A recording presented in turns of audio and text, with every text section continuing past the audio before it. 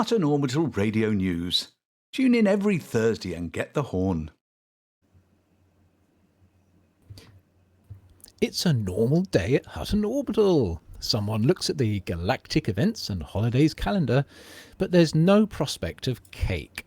As you'd expect, everything starts with a breakfast. Well, there's a lot of grunting and swearing before that, but anything that happens before people have had a cuppa doesn't count.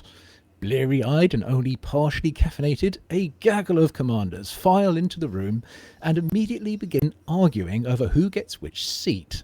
The dispatcher stands listening to the shouts of, "I can't sit on a chair with a wobbly leg. If I get sick, if I have to sit on a chair with a wobbly leg, that won't come out in a cold wash. You know that's my seat. Look at the arse groove. I think it's infected. I can't see. I need to sit at the front." After a couple of minutes, he lifts an old-fashioned whistle to his lips and blows heartily. The resulting shrill note brings the room to silence for a few moments until the muttering starts. But it's enough to get the briefing underway. The day's assignments are handed out. Most are accepted without comment, but the consignment of leathery eggs for Wolf 359 brings a chorus of "ooh" from everyone, and a pick-up and delivery mission for one canister of definitely not space llamas draws some speculation. As the frivolity draws to a close, the pilots drift off to take on cargo, check weapons, humph power regulators around, and scope out new systems for colonization. The rest of the day goes as expected. Life support goes on the fritz again. Someone is chased naked along the parade by slavering Momus Bog Spaniels. Momus Bog Spaniels and a naked person are chased back along the parade by an irate honey badger, and the shops don't get their delivery of ginger biscuits. Eventually, the working day winds down. People finish their shifts, are released from security, and park up their ships. There isn't really a rush hour. People just meander to their favourite food stop, pub, coffee place, or head back to the comfort of home. The homebodies get their jammies on, activate the holoscreen, sit down to have their tea on their lap as a rosy-cheeked, bearded, jolly face appears, and a voice says, "Ho, ho, ho, ho! Our mics might be live!"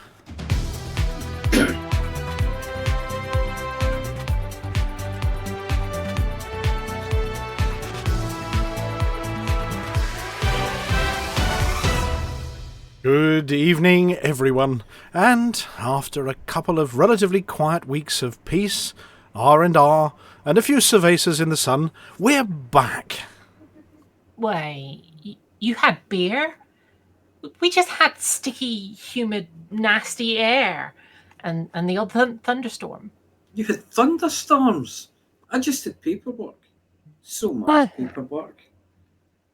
I had CGs to keep up with. I was shoving electrons around. I can't remember what I was doing, but it definitely wasn't peaceful. Well, I managed to get some more fight training in and work on the Hutton laser sword fitness system again. But for me, that is R&R. Well, it's R-R-L-R-L-L-R, duck R. Okay, so it's just me then. Well, I'm back, so I suppose we'd better read the news headlines. Lakon plays a joke on the apology officer as new ship announced. There's a hum in the air around Hutton.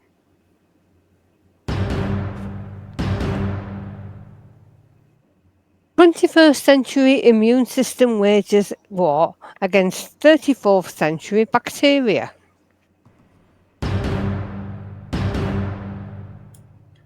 Calling all cars in rapid unscheduled disassembly.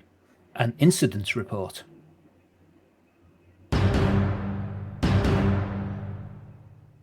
Hutton appeals for truckers. And I appeal for everyone to pay attention to the BGS.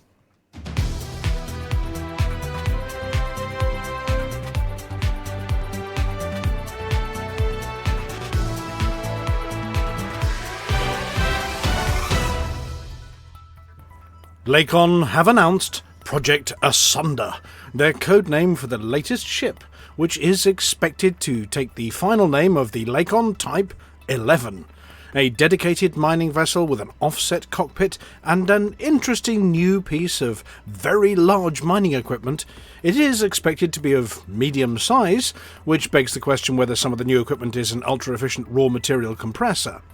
Speculation as to whether the 11 is going to be paired with a miniature space dredger, and by miniature we mean still huge but not as huge as the ones you've seen already, and the new equipment is a grappling hook reminiscent of those fired from ancient whaling ships, whereupon the 11 emulates the BBC Micro classic training mission Thrust and attempts to tow the asteroid, or isteroid, to the waiting maw of a dredger, which duly chews the big rock and poops low-temperature diamonds. There is some consternation amongst the piloting community, when is there ever not, about the size of the new ship as well as the offset cockpit. It appears that the ship designers have been taking hints from one of the classic design masterpieces of the 20th century, which in itself was talking about a long time ago in a galaxy far, far away, the Millennium Falcon. As much as the designers would have liked the flying saucer with a cockpit glued off to one side look, copyright rules didn't allow them to fully imitate Ralph McQuarrie's design, so they just used it as simple inspiration. A new design for the side-mounted thrusters on what appear to be massive pistons mean that the ship might be one of a new design that adjusts its profile to fit on a medium pad by deformation. Our very own Amelia Hawke, for whom mining is her Zen go-to activity, had this comment. It's about time us miners had something new. Everything else out there looks like a cargo hauler that someone glued a mining laser to. This, I mean, look at it. This looks like it was actually built for the job. Navigational training centres have issued preliminary warnings about the challenges posed by the Type-11's offset cockpit, which places the pilot roughly one full adder to port of where the ship's actual centerline resides. Early pilot feedback has flagged particular difficulties when entering the toast track of Orbis and Coriolis stations. Several testers noticed that instinctively flying centre-aligned tends to result in mild clanging, followed by strong language. Precision landings are similarly affected. Pilots report a persistent visual misalignment between where they think the landing gear is and where the pad thinks the ship is. This has led to multiple instances of ships resting neatly beside their designated pads, and at least one rebuy screen being blamed on a misjudged holographic alignment overlay. Defensive capabilities are yet to be released by Lakon, as piracy in asteroid fields is one of the most disruptive occurrences while trying to nab that rich core asteroid. There are also questions about the scoop positioning, limpet controllers, a refinery, the cargo storage, jump range, speed, turning circle, and of course the scanner, that remain completely under wraps at the moment, though it is hoped that the ring scanner will be significantly improved over the "is that a valuable core asteroid, or is it just glad to see me?" current method.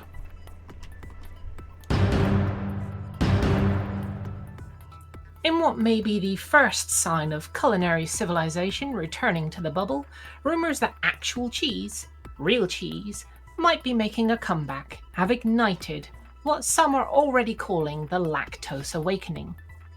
Following the rediscovery of live lactobacillus cultures inside Hugh Pratt's cryopod lunchbox, Hutton Orbital have received increased attention from across civilized space. Microbiologists, dietary historians, food technologists, and several alarmingly enthusiastic cults have descended on the station to investigate, speculate, and in several cases, protest. The worshipful community of cheesemongers, Galactic Chapter, a semi-cloistered order based previously on a sealed dome near Leasty, has declared Hutton Orbital a site of special dairy interest. Their representative, Grand Curder Ignatius von Brie, gave a short statement. The prophecy spoke of a man in lycra, bearing milk solids from the before times. We merely seek to protect the sacred cultures. Attempts to impose a ceremonial blockade of the station using their Beluga-class pilgrimage vessel, the Blessed Mould, were unsuccessful. The ship failed to achieve full orbital insertion after running out of crackers. Several galactic food unions have also made their presence felt. The Interstellar Federation of Food Unions has issued a formal demand for universal dairy access rights, reclassification of cheese as a fundamental nutrient, and the reinstatement of the historical right to mature Stilton in a sock. Union leader Maureen Colby Swole of the Pasteurization and Resistance Guild addressed the gathering at Docking Bay 4. We're not asking for the moon. We're asking for cheese. Proper cheese. From actual milk. None of this protein-flavoured spread with a spray nozzle. Both the Empire and the Federation have now appointed cheese attachés to Hutton Orbital. The Empire's representative, Lady Curdeline Torval, arrived on a gilded courier ship with a small herd of vacuum-adapted goats.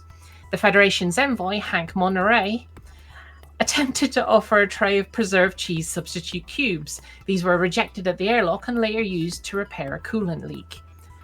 Archaeogastronomers from the Galcop Culinary Archives have begun examining ancient production records and cargo manifests from pre-phage food shipments. Efforts are underway to reconstruct the original methods, though early results are inconclusive. There is disagreement over whether Comté can legally be manufactured without the Jura Mountains, whether cheddar must be aged within visual range of a gorge, and whether red Leicester is supposed to be that colour. There's a technique, a tradition, temperature and timing. You get any of these wrong, you just end up with damp protein, or something that tries to crawl out of the vat. Security at Hutton has been increased, and a number of incidents involving counterfeit starter cultures and unauthorised milk derivatives. Vulkarius has been observed inspecting docking manifests for illicit dairy precursors. One crate labelled as shampoo was found to contain a pre-curdled protein medium. It was removed and safely disposed of by the floor mopping guy, who later reported it had an unusual density and the smell of linoleum. Celebrations are ongoing in the main concourse. There are cheese-shaped balloons, a string quartet performing selections from Rind of the Valkyries, and a raclette stall operated by a group of culinary traditionalists from the Baked Goods Compliance Front. A temporary sign in the canteen now reads, "You must be this pasteurized to enter." In anticipation of future developments, Hutton Orbital's leadership has announced the formation of an official oversight body to manage the potential return of dairy products to the station. The newly appointed Cheese Board will be responsible for licensing, hygiene compliance, cultural preservation, and ceremonial rind turning. If we are to reintroduce cheese, we must do so within a robust framework of safety, sovereignty, and smell. The Cheese Board will ensure that no inappropriate pasteurization practices occur without oversight. The board includes Chairman Curden Way, former head of the Alpha Centauri Agricultural Subsidies Panel, Mildred Crum, representing the Galactic Cooperative of Independent Crackers, Commander Frank No Spoons Rigby, a noted lactose skeptic included under protest to ensure balance, Dr. Bale Pajian, the only person in the system with a degree in historical cheesemongery, and friend Frederico, who is taking minutes and who no one invited. The Cheese Board's first act has been to commission a feasibility study into the construction of a gravity-controlled maturing cellar in an unused docking arm, along with a ruling that any future cheese must include at least one ingredient that has, at some point, come from an approved list of recognized dairy-producing creatures. This includes cows, goats, sheep, and select bioengineered yak analogues. Chickens are not in the list. That's final, said Bale Pajian authoritatively. The ruling has drawn criticism from Canon Interstellar Research Group, who had hoped to secure recognition for their controversial Gnosis avian cheese. The product developed during a long-range expedition with a faulty protein synthesizer and a surplus of poultry. has now been formally reclassified as non-curdled biological novelty spread and is no longer permitted to use the word cheese on packaging. It's crackers! Totally crackers!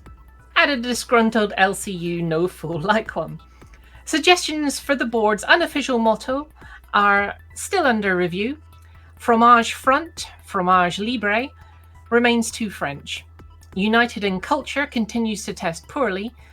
A late submission, no chickens, no exceptions, is being considered for informal use on the station. In parallel with the cheese board early planning sessions, Hutton has authorised the launch of several exploratory expeditions to identify suitable environments for traditional cave aging methods. Historical records indicate that certain cheeses derived much from their character from the unique properties of their maturation environment. Naturally, this has led to intense interest in replicating such conditions on a planetary scale. The initiative, named Project Grotto, has been overseen by the Department of Non-Standard Habitats and Aromatic Biogenesis.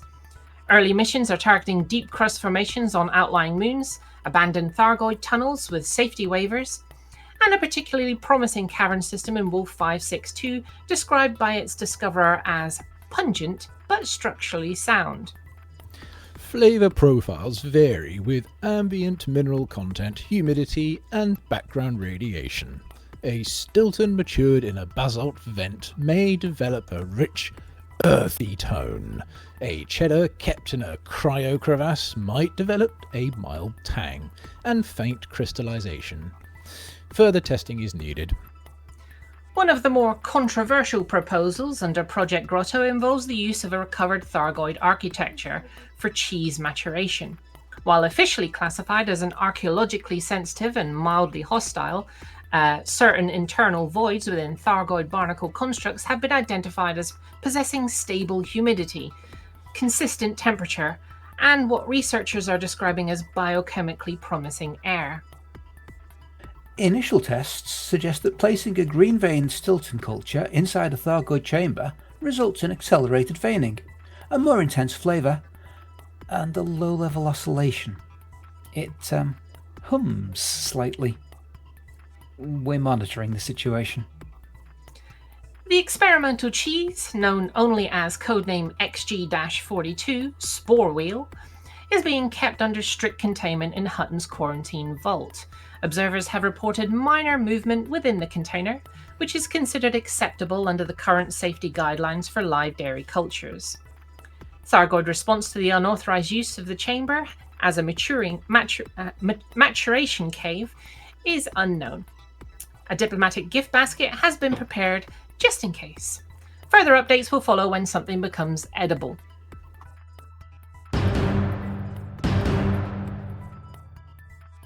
In not entirely unrelated news, our freshly defrosted visitor, Hugh Pratt, has been conspicuous by his absence for the last 2 weeks. Since the incident involving the cryopod, the pan and the lunchbox, now under level 4 containment, not one member of staff has laid eyes on him. Nurse Wires has declined to comment, though she was last seen cleaning her gloves with a wire brush. Naturally, the question arose, where is Hugh? We dispatched a small investigative team equipped with a mop, 2 biosample scanners, and a clipboard with the words "Approach with caution" written across it in red marker. What they found was a restricted wing of the medical bay, a negative pressure isolation door, and several signs stating "Live cultures, do not tap glass." We attempted contact. He responded. Apparently I've been confined for my protection. Seems I've brought a 21st century immune system to a 34th century bacteria fight. Nurse Wyeth, delightful but clinically determined, is currently upgrading me with regular doses of advanced medicines. Whatever those are. Meanwhile, my cheese has been quarantined while they determine whether the phage that wiped out Lactobacillus is still knocking about. No one wants to be remembered as the one who made cheese extinct. Again. That clarified the basics, though additional questions did arise, prompted largely by the sound of distant gurgling. Let us check in again on Hugh's progress. Oh my, that is a really big syringe. Is that even legal? Medical staff have confirmed that the syringe is perfectly legal. Its previous use was listed as large animal tranquilization, though this appears to have been redacted on the current documentation. A short while later, we received another update. Why do I need to take my trousers down, madam? It's just a booster, isn't it? The booster, we are told, is administered in the most efficient location. Sadly, that location has not improved since the 21st century. And where exactly are you planning to insert that? And do you really need a spotter? A spotter is required under current Hutton procedural guidelines following a recent incident involving an unfortunately miscalibrated repurposed cargo scoop readout and a low-gravity ricochet. We tried again this morning to obtain a statement. No, I don't think I consented to that one. What's it even for? Fungal harmonization? Official records list fungal harmonization as a mandatory precaution for pre-modern bioentities. What it harmonizes with, or indeed against, remains unclear. A final check-in was made late this afternoon. I feel unusually minty. Is that part of the procedure? Nurse Wyeth was seen at that point with a horse and what appeared to be very old instruction manual written in Esperanto. We are assured that Hugh Pratt is expected to make a full recovery. His bacteria, unfortunately, are not.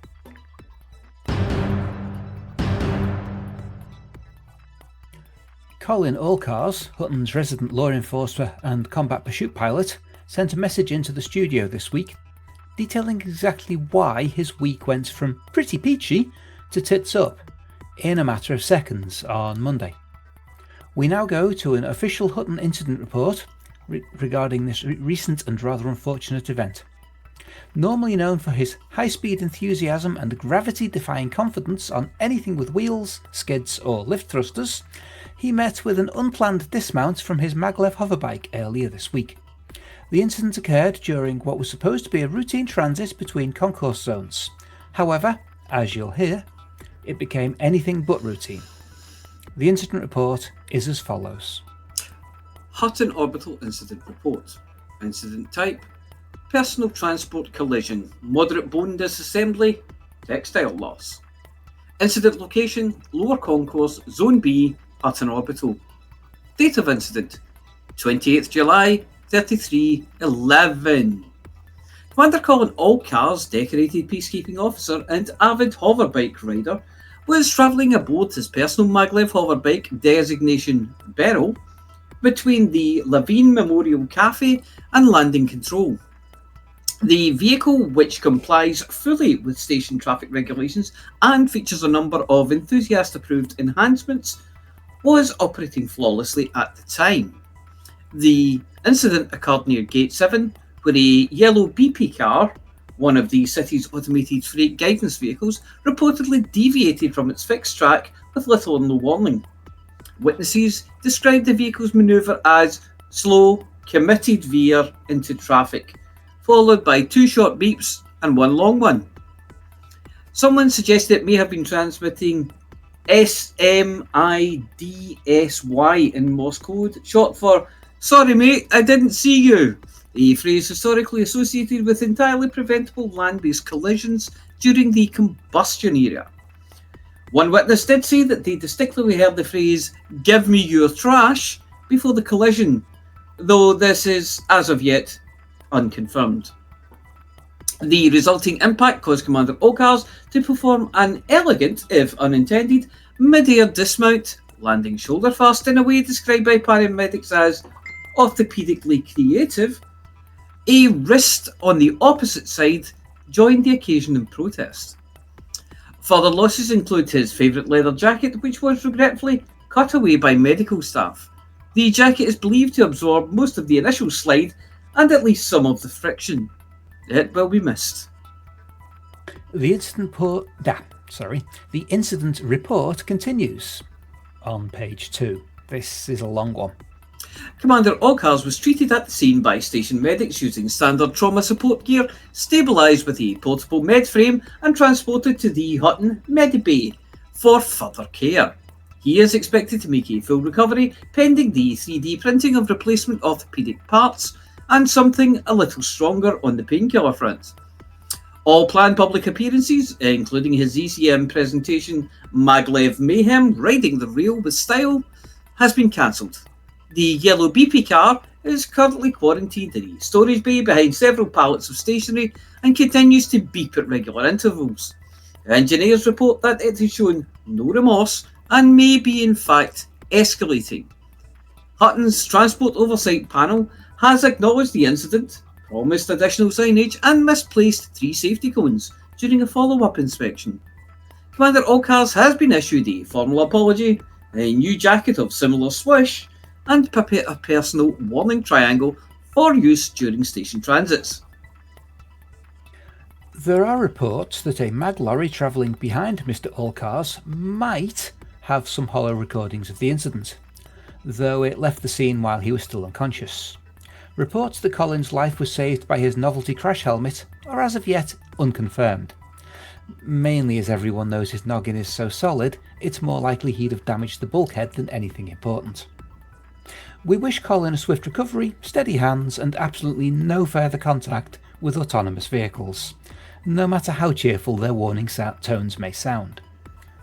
We are looking for a new stunt pilot to attempt the Coventry Ring Road merge in anticipation of this year's ECM event, though as usual the answer from nearly everyone has been, no fear mate.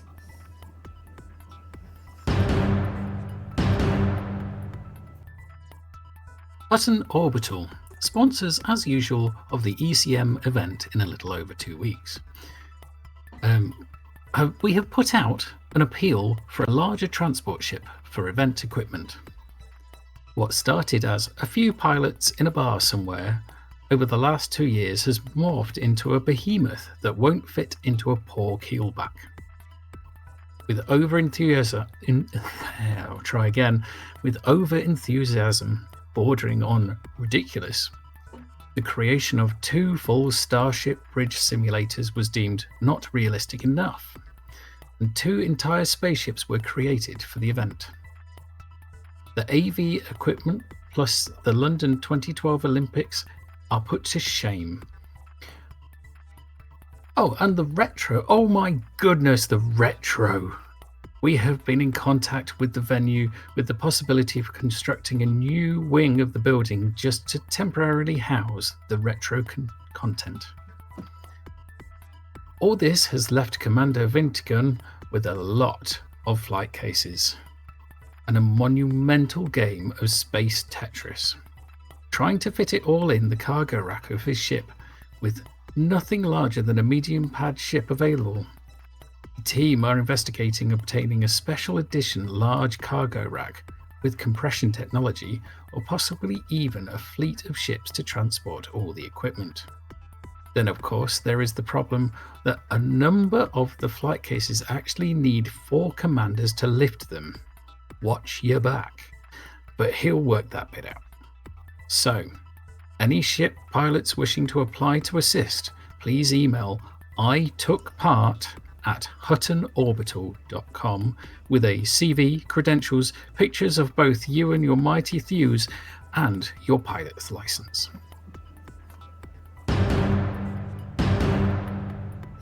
Welcome to the Hutton BGS bit, where we sneak up behind the BGS and pull its underwear up over its head. This week, war in HIP 89621 against Osunti and Co. Shouldn't be difficult to sound like a dance troupe. There is an outbreak in Wolf 1061. Election in Swimes DP-D C1-9 against the Ganekpe Coalition. And investment returns to Barnard Star.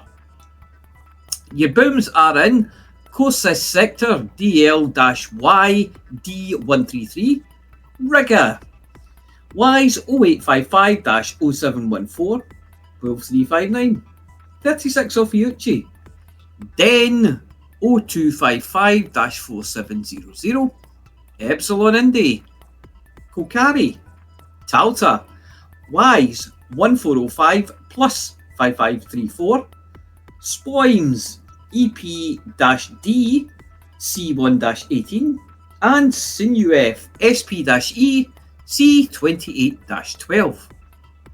But what does that all mean? Well, if you want to truck it, then truck it to Barnard Star for maximum profit, or one of those boom systems for slightly less profit, or truck medical supplies to Wolf 1062. If you want to mission run, then do so in Swimes DP-D C1-9 to help with the election. And if you want to shoot it, then shoot Osunti, 2 eyes, in HIP 98621. Is it still 98621? Let me have a look. 89621 or 98621. And that's it for this week's Hutton BGS bit. I'm off for a lie down.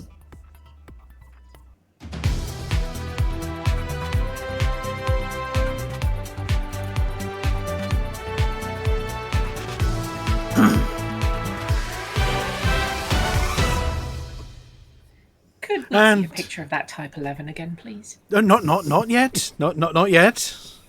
We're going to save that bit for a minute. In a minute. God. We've got important questions. Well, important things to cover first. The first one is from all of us to a get well soon to Colin Allcars, also known as Commander Overlight. Yes. Yeah. That picture was pretty accurate that we put on screen. Yes. He did come a cropper. They have bolted him back together again with Meccano.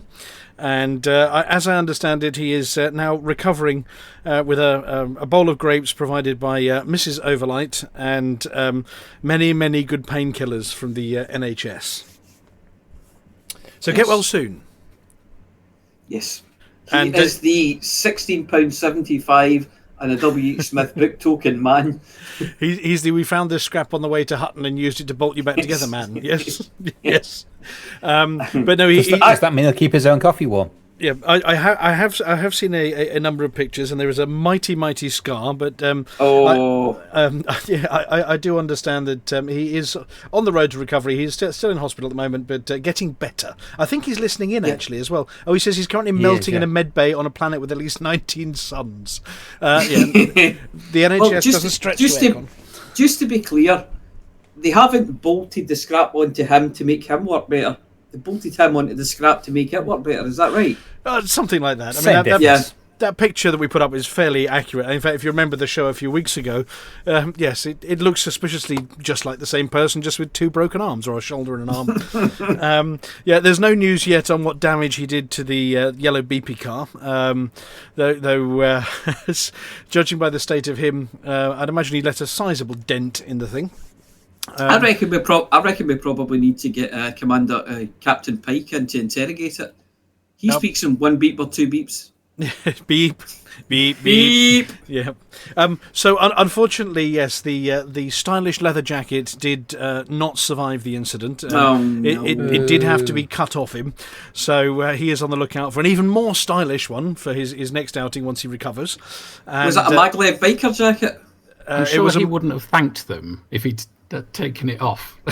No, I think you'd rather they took the arms off and kept the jacket as it was. Yeah, well, they can sew arms back on. You've got no arm. Yeah. They just drape it on your shoulders. Yeah, just laser the whole arm off and then glue the arm back on again afterwards. Yeah, it'd be fine. Yeah, long as you're quick, it won't go off. Now, if it's anything like when I bust my elbow and whatever, it was a case of, no, you're going to have to cut that off. There's no way I'm moving in any kind of way that's going to let you take that off without scissors, without me going eek and needing gas and air and strong drugs. But okay, well, anyway, hopefully he's going to get better, and no sign of Hugh Pratt this week, though it does sound like Nurse Wyeth is giving him her full attention, whether he wants it or not. Poor man. Yes. She hasn't get her out yet. What's the what? She hasn't even got the probinator out yet. She has not got the probinator out, but I think they do that for the what's tests a more week worrying later. is that she put it in 2 weeks ago. Yes. His Didn't eyes are touch the still sides. watering. Yes. But thank you very much to Hugh for giving us that audio clip or two. Right, so important question. Yes. And this one's for maybe for Amelia, possibly. Was there a Frontier live stream that you watched this week, Amelia? I did not watch it. So a bit like Which is why I want to see the picture again. All those phenomena that you keep missing. The one that could have been written just for you, you missed. I did. The funny thing was, a lot of commanders also missed it because they did a little bit of a switcheroo on the usual order of events. Yes. So did they go large with This did us first. Yes. I got the impression that they were going to have more news, but they changed their mind at the last minute. And I think that's why they had us at the beginning, because there was going to be something else. But There then was? They said they couldn't do it yet. Oh. Well, they said they were going to do the Vanguard's bit, Yeah. but they need more time. And I think that was just decided at the last minute. I don't know, but just the way it seemed to me, because the bit afterwards with all the other games was very short. Hang on a second, Flossy. Are you looking into your crystal ball again? She is. No. She is. No, she I'm just. Hang on, I've got your crystal ball out. She's There it is. prognosticating I thought- wildly. Well, I thought at first, why are we going to be first? Because we're I thought best. I thought it must be because there's going to be something big. They're going to talk about vanguards and things. But then near the beginning, they said they were hoping to do vanguards, but they need a bit more time. Yeah. That all makes sense. Yeah. And the rest, after they'd finished our bit, the other games only had a very, very short bit, and the whole lot finished by 6:45. Oh dear. Oh, Well, we're more something important, and it was exciting. So there's about Seemed 15 odd. minutes worth of stuff missing then. Yeah. So, the important news they broadcast was that the Panther Clipper is now available for ARCs. Yes. That was the big news. And it's a beast. The Panther Clipper, yes. Oh, yeah. Before we move on to the other thing for Amelia, I'm dragging it out specially, so she's going. She's going to kill me in a minute.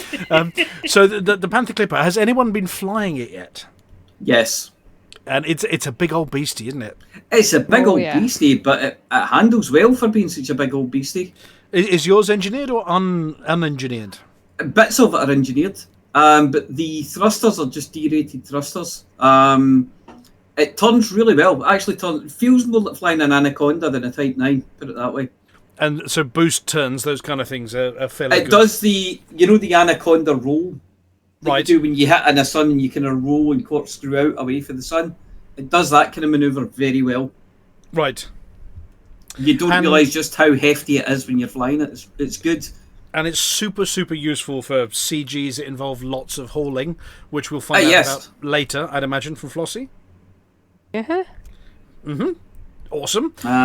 Right. Yeah, it's fantastic shit. So should we put Amelia out of her misery? I think we should talk more about the Panther Clipper for a while. We should. I mean, have you seen it land yet? No, not yet. Well, I've been in it when it landed.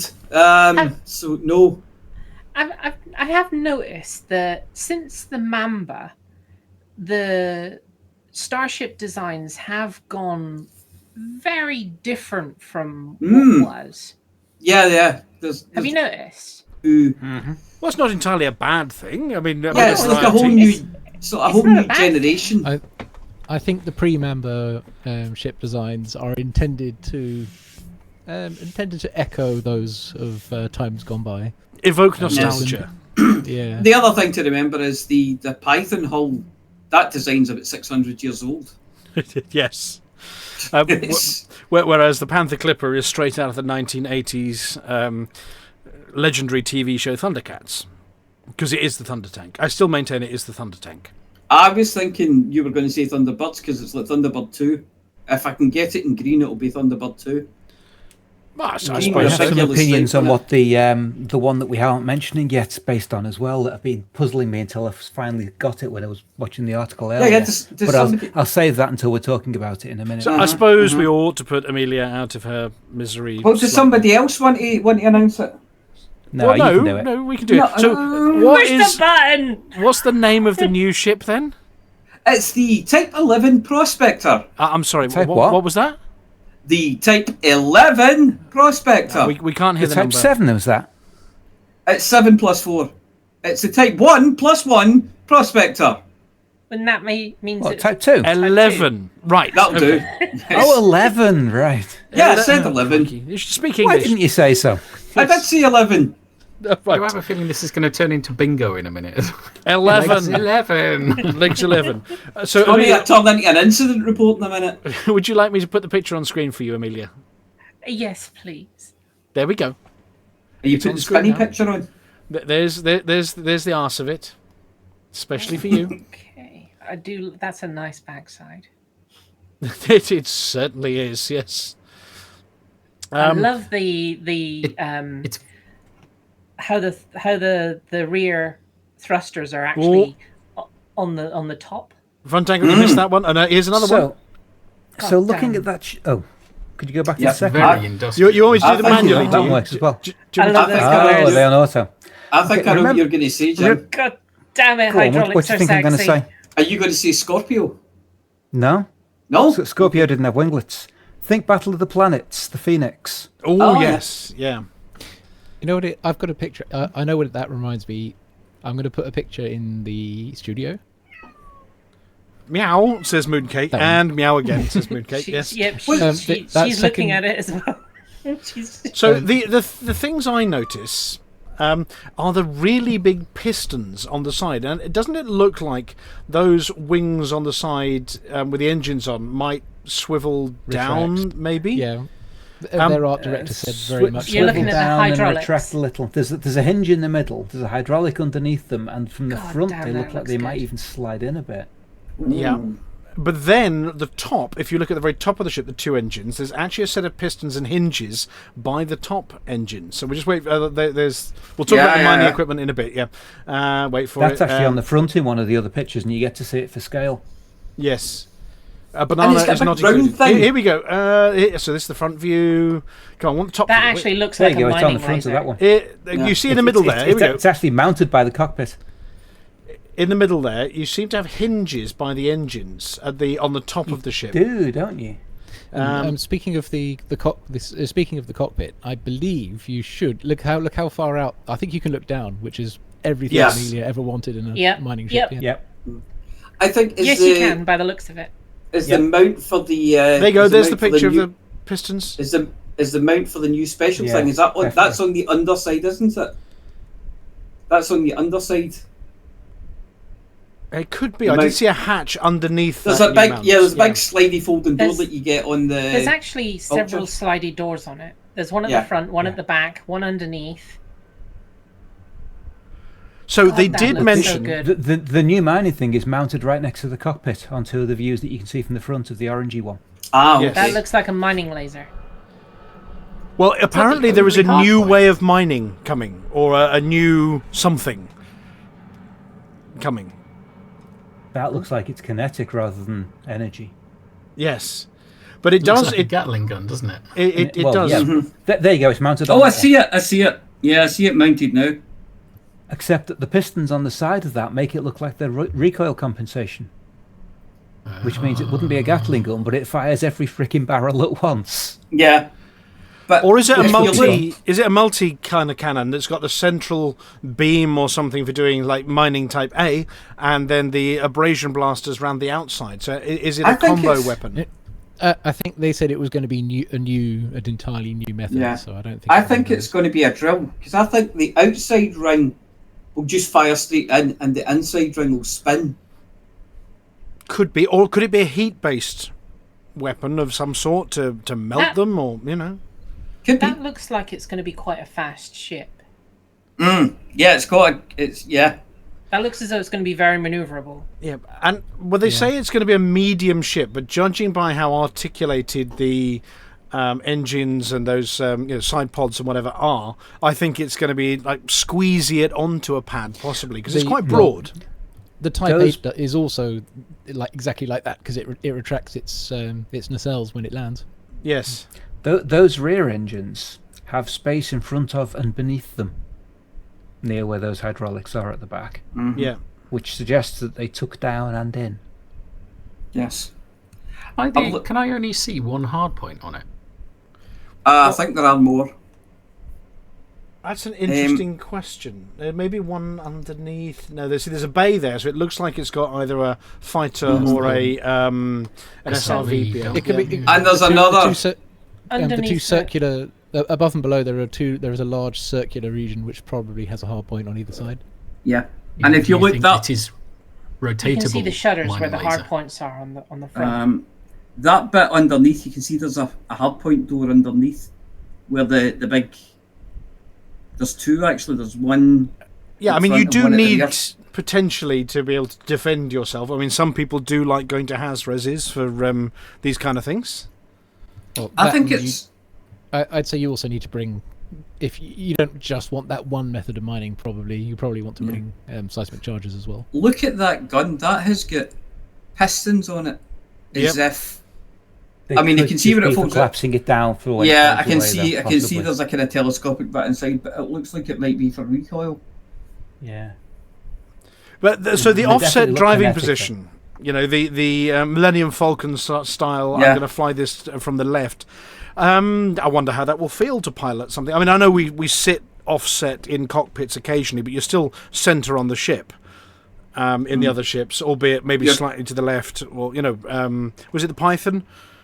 Has an offset. Yeah, and it's not the Python. Yeah, you're in a seat in the Python, but most of the multi-person ships you're offset in. Even the Cobra 3, you're off to the left in. The Ferdinand is a weird one.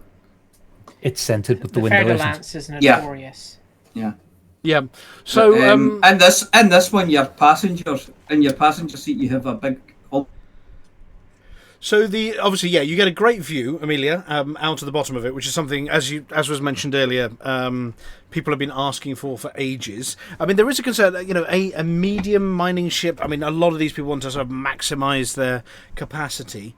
I mean, I don't know. I mean, Flossy, you have been talking in recent weeks in the CG about sort of new cargo racks to take more space, but it's not going to be as much as the big ships.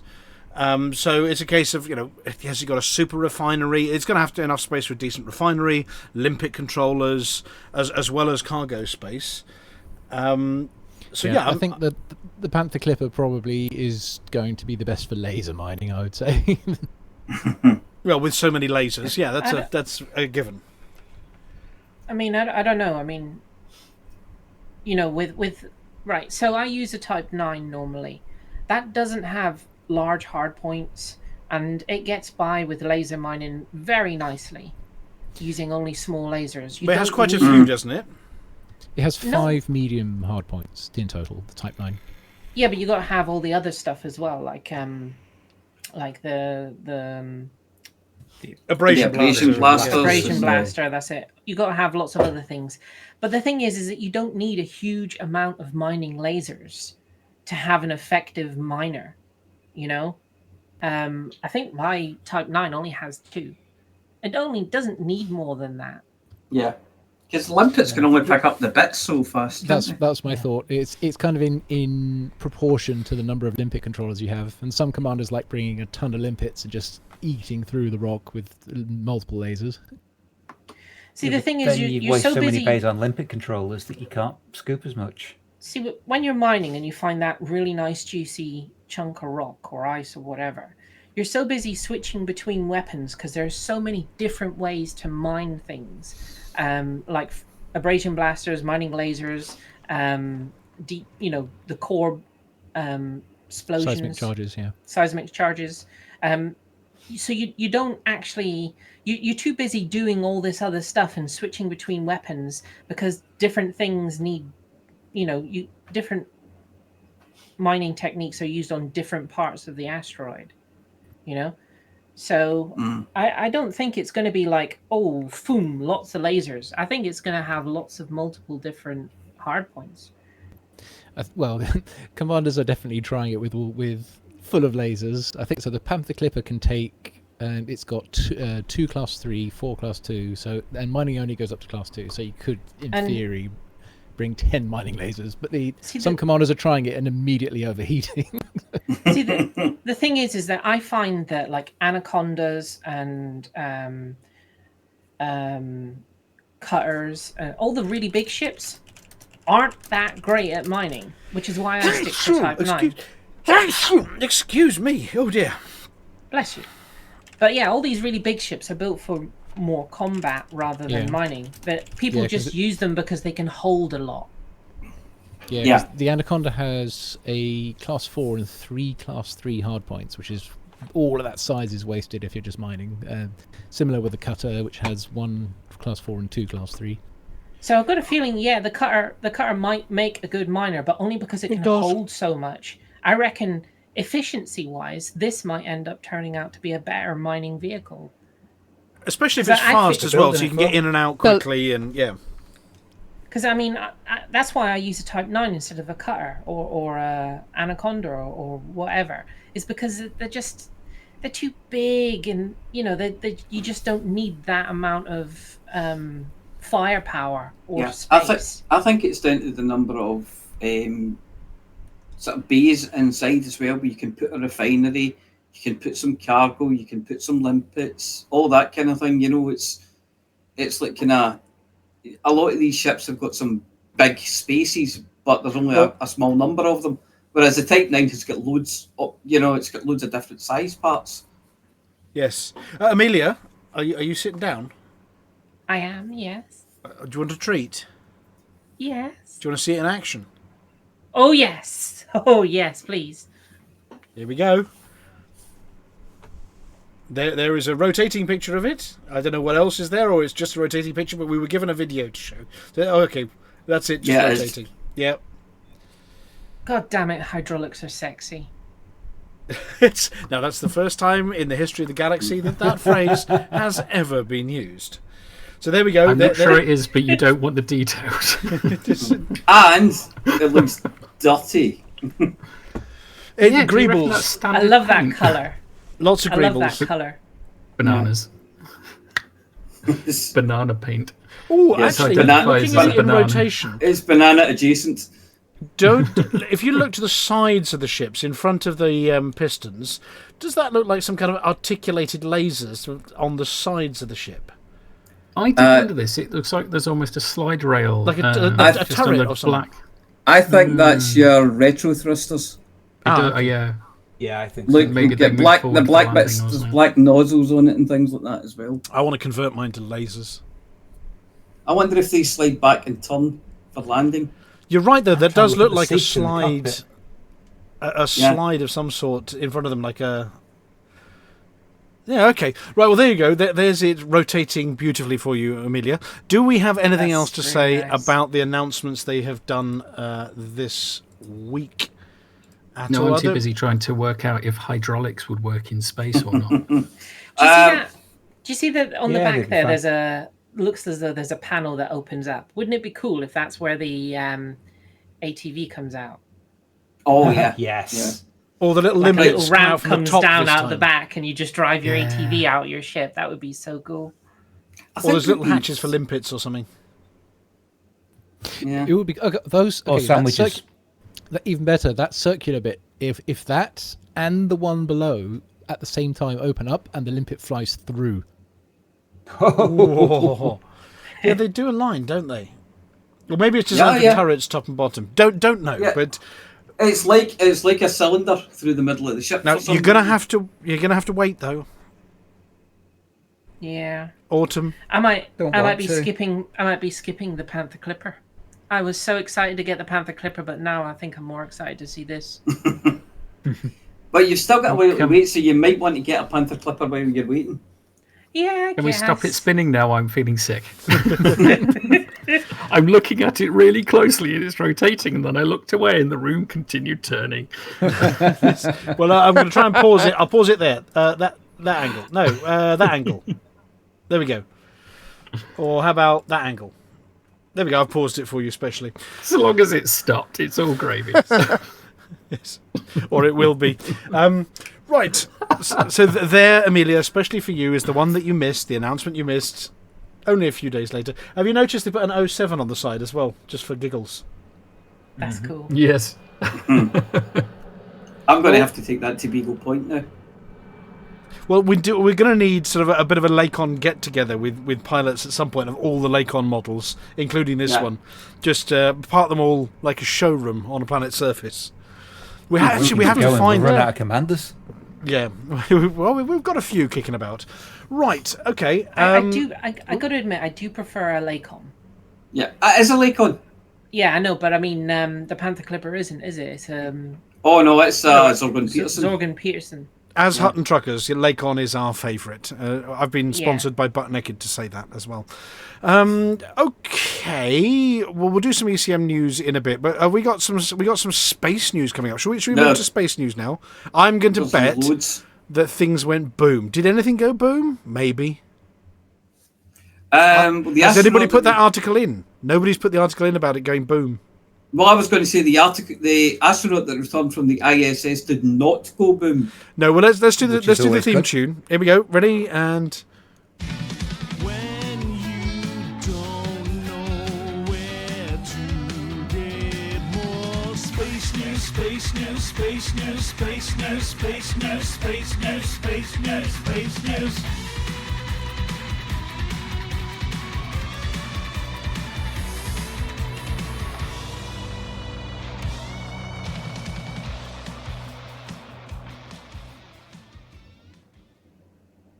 So what's first?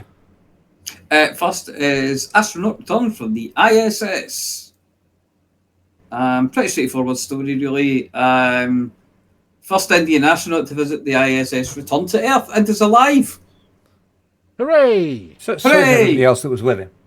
Oh, yeah. He's not the only one that returned alive. Shubhanshu Shukla, yes? Yep. And it looks like they're having a nice meal there as well. I don't know what that is, but it looks lovely. And here we go, a picture of the astronaut with his buddies aboard the ISS enjoying a feast in orbit. Yes. I think that's a feast in that silver pan. I'm not sure exactly what it is, but it's... Yep. Is it a feast if you have to hold on like you're riding a bus? Is that... I don't know if you call that a feast or if that's food on the hoof. But yeah, I think the International Space Station, you maybe do have to hold on a bit. What I was trying to work out is why there are two children in the background. Is that a packet of Dolmio? They've been naughty. They've been sent to the naughty step. Is that a packet of Dolmio on the table? Possibly. Not quite. No. I don't know what it is. Else there. Yeah. Right, and here's a picture of the spacecraft. Yes, opening up to swallow it, or swallow something. Oh, that's like James Bond. Yeah, I was going to say it's exactly like it, isn't it? Exactly like James Bond. Here is the entire crew from when Shukla was up there. Yes. One of them with crazy hair, which is. I was going to say, I wonder how she gets her hair to sit like that. I think a few $1 billion have been blasted up to the ISS and in low gravity. Yes. And apparently, Group Captain Shukla is an Indian Air Force officer and has flown MiGs, Sukhois, Dorniers, Jaguars, and Hawks, and has 2,000 hours plus a trip to the ISS of flying experience. Yes. Which is several hours. Broad mix of aircraft. There's all sorts in that. I knew the Indian fleet was broad, but wow. Yeah, that's I think partly as well, it depends what's on sale. You know, they'll be using the Hawk as a trainer and things like that as well, you know, so... Okay, so next one.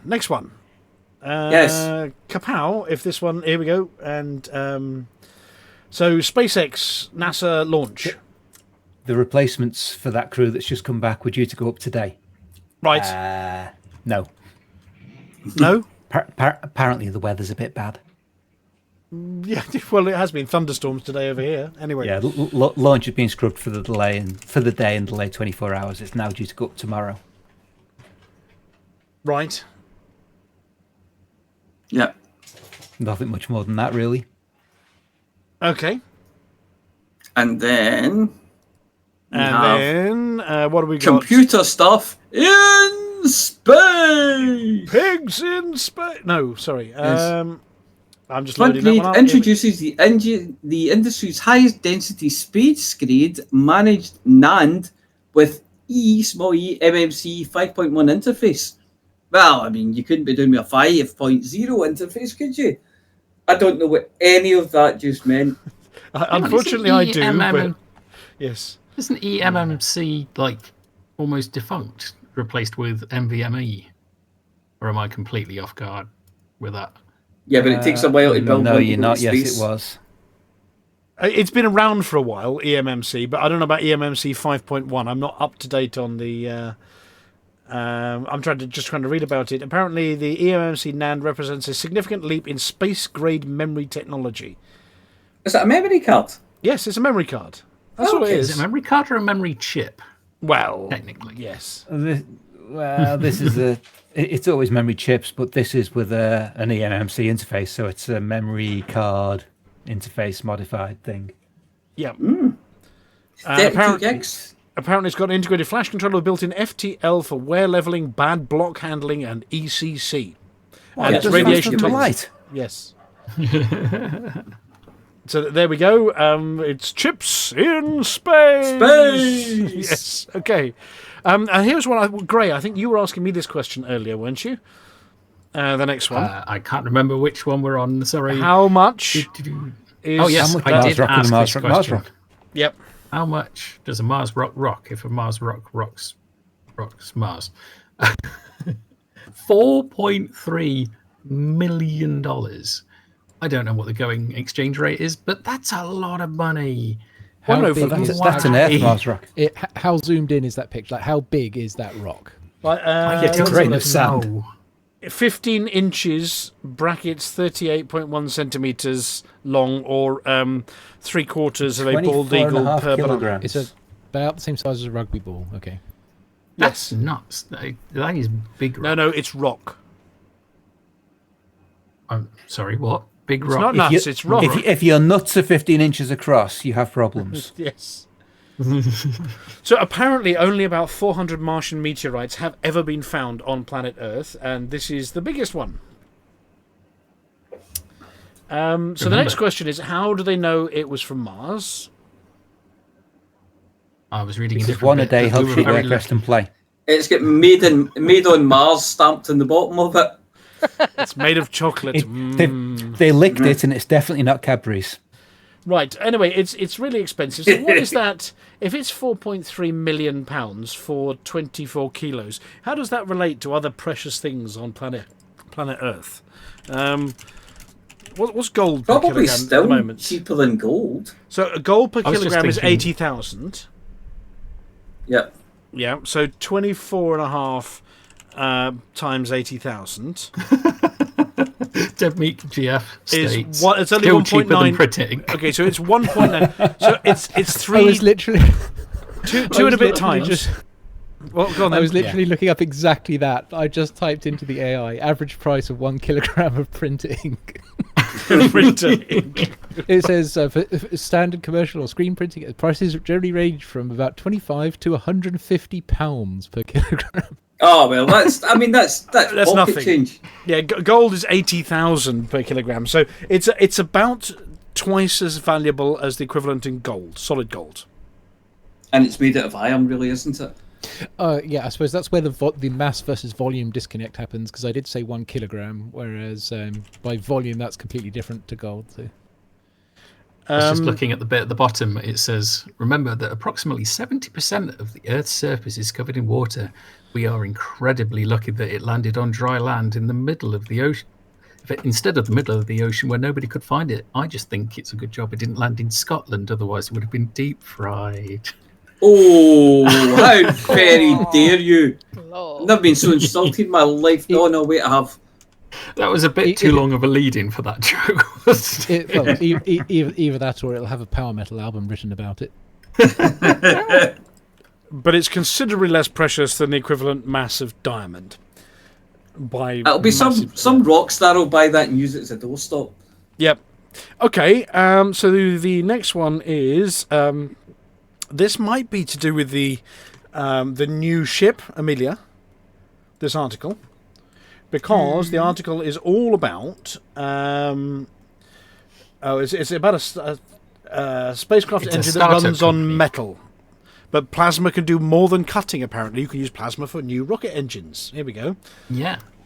So plasma for pushing you through space rather than what we typically use it for, of cutting materials. This is a very short article, but I was fascinated by the idea of what it is. But yeah, it uses solid metal fuel to power spacecraft.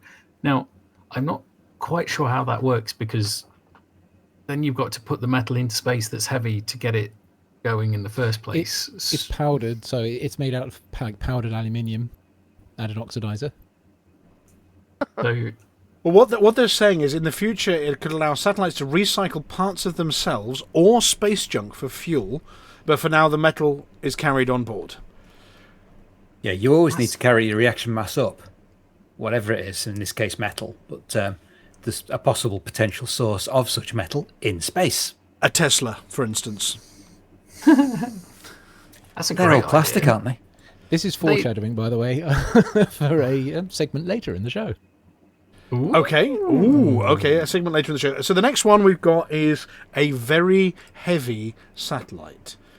Yeah, I couldn't believe how heavy this was when I was reading. It's 2.5 tons. Is it? I was going to say, is it a moon? Not 2.5 tons. It's not. No, that's no moon. That's no moon. No, it's an additional radar satellite, and it gets very nerdy into the details of L-band and ISRO S-band, and then proceeds to tell you nothing about what that does. Right. Well, apparently it is a NASA ISRO, which is, I think, the ISRO, is that the Indian Space Agency? Yes, it is. Yes. Yeah. Synthetic aperture radar, or a NISAR.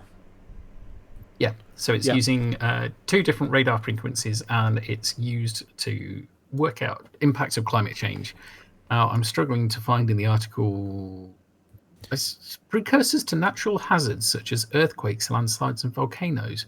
That is interesting. Quite a swelling and land subsistence moving information. Really precise altitude measurements of the planet, basically. So you can get really accurate topological maps. And you can see when one plate's getting pushed under another.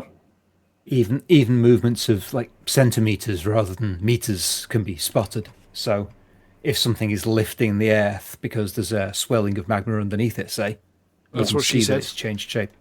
A bit like what's happening in Yellowstone National Park. Allegedly, that is you have no proof. That's Not fake yet. news. Oh, dear. You can't be Politics. sure of that, says Litho. Right. And finally, it wouldn't be a space news section without something going boom. Because we have the first Australian-made rocket. They did launch. We'll give them credit. They did launch the first Australian-made rocket. I can see it launching there. Yeah, okay. I can see it launching there, and it here's looks the video. Here's distinctly the video. wonky. It goes up, and it goes up a bit more. It goes up It's to the already up, got a and wobble on. It stops going up, Goes and it comes down. It's Yeah, the camera didn't go down, Dear. and Oh dear. Oh dear.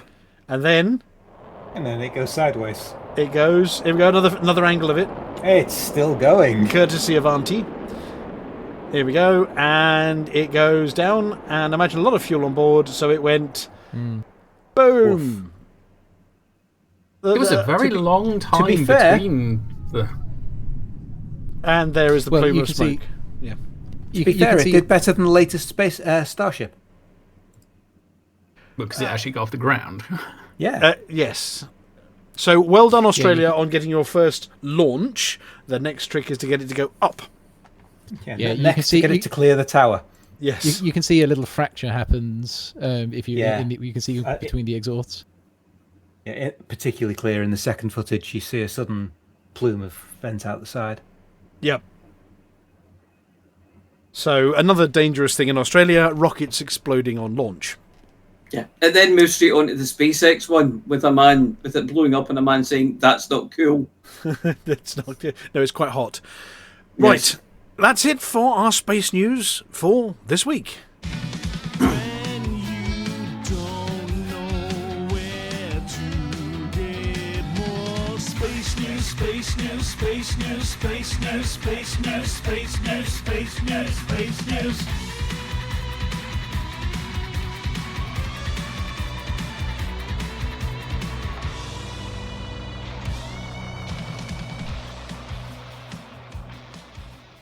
God damn, that's a sweet looking ship. Do we have a word of the week? We do have a word of the week, and they're getting easier. Is it 11? 11. No, it is grubbling. Grubbling? What does that mean?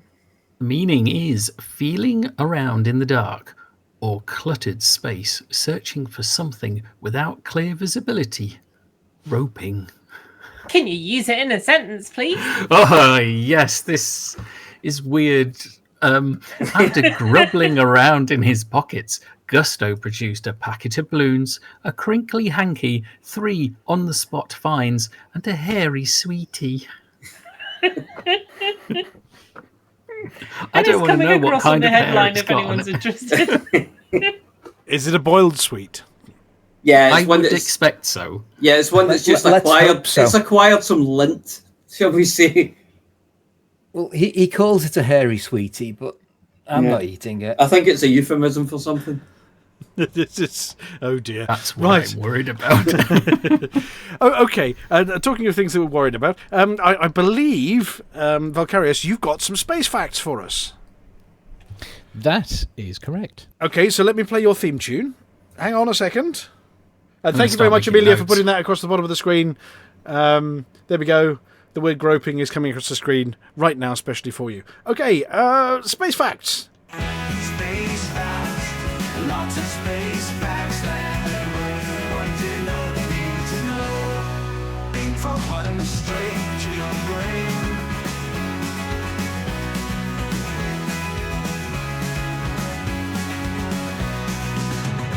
Being from Hutton straight to your brain. Being from Hutton straight. Welcome to Space Facts, where this week the topic is boring. Into asteroids with high amounts of energy in fun and exciting ways. Fact number 1. The single most general purpose way to free valuable metals from asteroids is not 1, but 2 lasers. As with directed energy weapons from the previous space facts, but with the power turned down from a megawatt to only a kilowatt. The method is to begin with a steady ytterbium fiber laser beam to melt the asteroid's surface. This is then followed with a short, sharp, high-energy burst from the secondary laser, which has enough of a hammer effect to splash the pool of molten metal away from the asteroid. Fact number 2. Also, as with the previous space facts, Newton returns again to complicate matters with the first law of motion. Capturing the ejected metal is an ongoing challenge. If it's in 0G, then it won't stop drifting away, and without an atmospheric medium, one can't just slurp it up like a vacuum cleaner either. The most general way is to anchor a flexible mesh tent to the asteroid's surface with clamps or harpoons, and draped around the target zone to catch all the metal droplets, which can then be sealed and flown away. Fact number 3. In the more specific case of asteroids rich in ferromagnetic materials, such as iron and nickel, magnets become a super useful method at basically all stages of the process. Magnetic clamps can secure the mining vessel itself to the asteroid surface, including any collection mesh. Speaking of which, magnetic collection can keep the target zone clear of debris for much longer than usual.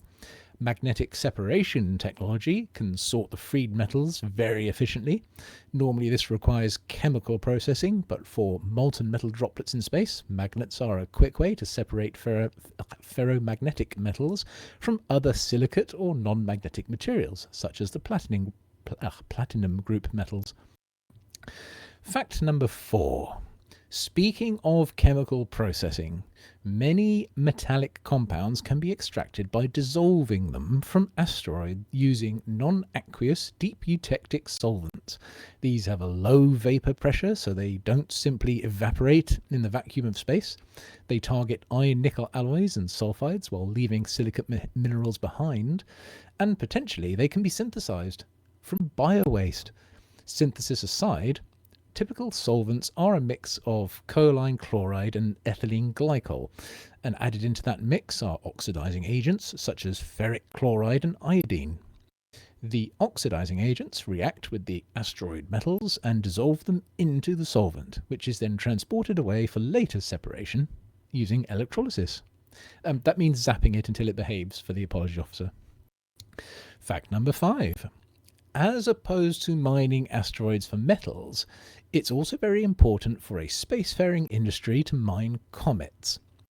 This yields simple volatiles such as water and molecular oxygen, and organic molecules such as methanol, ammonia, acetylene, and more ethylene glycol for chemical mining of asteroids.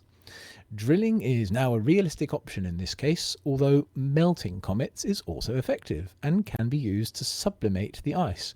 That means turning it directly from solid to gas, then capturing condensed vapor. While comets aren't at all economic for returning those resources to a planet, they are very economic for building infrastructure in space and fueling interplanetary travel. And that's it.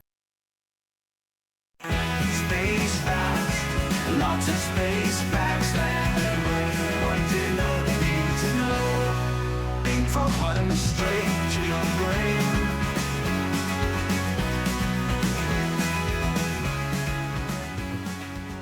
I have questions. I always have questions. I don't know if we've got time for questions. Shall I ask my questions anyway? You can try. I've been sitting on this one for a while, though, so I don't promise any intelligible answer. Well, the first one is, does Elite take any of these factors, such as Newton's law of conservation of momentum, into account? No. I figured it probably didn't, because it doesn't drift away as you're trying to do it. And chemical processes to mine, is that like spraying a rock with high-pressure water or brake cleaner to get the bits you want away and keep the bits you want? Not for the pressure. So spraying something with pressure to blast it away would be a physical process, not a chemical process. This is a chemical reaction. So possibly nearer to what they do in Brazil, where they hose water, they just put water in, wash it all away to then evaporate and find later of a fashion. Or are you saying it's a chemical reaction to get the particular oxide you want? Yeah, it's well, if the water is taking the place of a solvent into which something dissolves, then yes, that's more like it. Yeah. Okay, quite an aggressive mining technique on planet Earth. But anyway, and the last question was, and I think Litho has answered it, but would the chemical cost outweigh the mineral gained? I'm really not sure what the economics, how mining in space would change the economy. Although notably, as I mentioned, once you get comet mining up and running, that gives you the ethylene glycol you need for asteroid mining. Also, given that you're electrolyzing it back out at the end, the chemicals should be recyclable, so you can use them again and again and again. Makes sense. But yes, Litho rightly points out the economics of asteroid mining are currently that it would cost in the order of, say, $10 billion to fly out to an asteroid, pick a ready refined bar of platinum off the surface and fly it back to Earth. And that's a bit more expensive than just mining it. Yeah, bringing stuff back to Earth is not really the main goal of mining in space. It's never, well, in the next probably 100 years or so, it's not going to change the metal supply on planet. But you can imagine, like you say, it's useful for ISRU, but once it's up and running, you can imagine the cost of taking it off a lightish weight asteroid versus the massive cost of fighting the gravity of Earth to blast it upwards. So even the delta V for getting it back to Earth is staggering.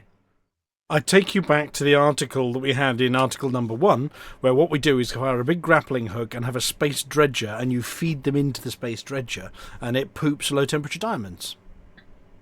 Sounds good. That sounds like a perfect solution to me. Yep. That is the chemical reaction thing, isn't it? Well, it's just, yeah. There've been quite a few startups over in the States that have been planning to do asteroid mining, and they've had millions and tens of millions of venture capital invested in them, and they've all got one thing in common. They went bust. Yeah. So somebody Currently, made money it's out of it. just not commercially. Well, no, they all spent it on research, and yeah. But no, currently it's not commercially viable to actually mine asteroids for fun and profit. I was thinking about I used to watch a lot of crappy TV programs, and it was gold miners in Australia. And I know one of the guys there was they were using something like, I don't know if it was cyanide or hydrogen cyanide, but they were using something like that to sort of draw the gold off into a chemical reaction. And then they do what you said, Jim, they go away and sort of electrolyse it out. But the big pools, they were just pumping like cyanide into it and things like this to get the gold. I don't know if the gold bonded to it or something. Gold cyanidation, here we go, is a hydrometallurgical technique for extracting gold from low-grade ore through conversion to a water-soluble coordination complex. There we go. Yeah, that's it. That's what I said. That's what I meant when I said. Also known as the MacArthur Forest process. Yeah, they were doing it on an industrial scale. It looked lethal. It did not look. The man was putting on a hazmat suit and things like that to go and do this, and you thought, oh, I don't know. And then they to send it off to be separated and things like that. Oh, no, not worth it. Yeah. Anyway, controversial because yes, cyanide's poisonous and generally horrible. Destroys the environment around where you're using it. Though apparently plankton returned to 60% of normal within 16 days of spills. So there you go. Are they not breeding some kind of oil-eating plankton? Oh, that's been a thing for years, hasn't it? Yeah, absolutely. They have investigated using less dangerous things like liquid mercury and ammonia. Oh, less dangerous. Yeah, okay then. Yeah, or household bleach, sodium hypochlorite. Yeah, as well. Liquid mercury is basically safe. Yeah, don't Yeah, eat just it. don't drink it. Do not stick it in your mouth. No, drinking it is perfectly fine. Liquid mercury is basically safe. Mercury vapor, that is nasty stuff. Ah. Put it in the burger for the vegans. Who wants a chrome burger? Yes. Right, Kumho burgers, whatever they're called. Right, Flossy, you've been prepping for a while. I've seen you got your itching with your little notepad there. Yeah. Yes, I don't know which tune it's going to be, but are you ready? I'm ready, yes. Yeah. Okay. Is everybody else ready for Flossy? Yes. Yeah. Right, brace yourself. Here we go. It's Flossy. Who is this superhero? Jex? Nope. Mia, the apology officer? No way, man. Helen, the mild-mannered CG publisher? Could be.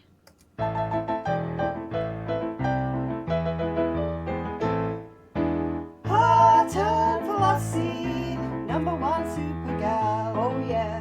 Hutton Flossy, Alvin's CG pal. She's got style, a unique style, and a swing that just goes clang. When the forum gets rough, she's super tough with a Hutton Flossy pen.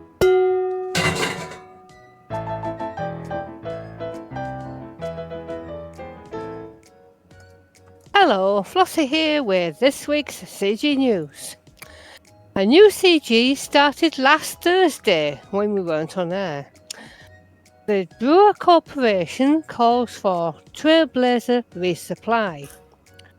Morgan Peterson has confirmed that the Panther Clipper heavy freighter has entered full-scale production following 2 successful community-led support initiatives. Independent pilots played a vital role in stabilising final phase manufacturing with critical commodities delivered to production facilities at Vespucci City. Security operations were also pivotal, with coordinated action clearing pirate threats and safeguarding high-priority convoys across Airbus system. That's loud music. Pilots are now being asked to replenish Trailblazer megaship stocks reserves as they supply humanity's newest frontier regions. Let's get louder. The considerable success of independent colonisation efforts has placed pressure on Brewer Corporation's stocks of these materials. Commanders can support this initiative, I hope you can hear me, by first signing up a Starlay station in a Minerva system before selling aluminium, CMM composites, steel or titanium at Starlay's station's commodity market. It's only getting louder for you. Yeah, commodities. Yeah, we can hear it, and you fine, Flossy. Yeah, so just as normal. That's better. Commodities sold as part of this initiative will have a 10 times price multiplier. Pilots who register at least one contribution will receive the following rewards. 1 each Class 5 and Class 6 cargo rack, pre-engineered with increased cargo capacity. Red metallic Brewer decal, and credits depending on success tier achieved and individual contribution level. Pilots in the top 75% and above of contributions will receive an additional set of Class 5 and 6 cargo racks. Module stats for the CG reward are plus 35% cargo capacity. So the Class 5 goes from 32 to 43. And the Class 6, instead of 64, will be 86. The campaign began last Thursday, the 24th of July, and will run for another 3 weeks. To be eligible for rewards, commanders must first sign up at Starlay Station in a Minerva system before selling aluminium, CMM composite, steel or titanium at Starlay Station's commodity market. Be aware that faction state changes and other disruptive events can negatively impact markets and station services and could prevent the initiative from running smoothly. And this is a 4-week CG which has already had 2 new tiers added after breaking all participation records during the first week. The Panther Clipper has certainly played a huge part in the success of the CG, with many commanders spending arcs to get one. Earlier today, the CG was about halfway between tiers 5 and 6, with 396,387,105 units collected by 27,520 contributors. And that's it for this week's CG News. Crikey. It was only... Flossy, it's one of your... No, it's just one of your settings that needs changed. What? Mine? You've got auto level control set on your... I'm using TS6 and I haven't got a clue what to do on that. Right. Yeah, no, it was boosting all the audio because it was background music and it was trying to make it louder in your ears. Basically, everybody else heard the music normally, apart from Flossy, who was shouting everything over the top in case you couldn't make it out. I just thought she was really excited about having a CG. Yeah, it did sound really exciting. Tell me where this setting is in TS6 because I haven't got a clue. It's usually under tools, options, and recording. I think up in the top right you might see a wee cog or something like that for options. Oh, I think there's some lines with the cog, settings. Yeah. Apparently, Flossy is accelerating rapidly. They're now up to 422 million. 422 million units now. Yeah. I'm not surprised at that. Right, I'm having and then got your audio. Audio. Well, tell you what, should we fire up while we fix this? Should we fire up the Beetle Spoon and Mother Jude? Yeah. Yeah? Yeah. Okay, here we go, and then we can fix you with the background. Hang on a second. Here we go. Yeah. Not everyone wants to... Galnet News Update, 31st of July, 3311.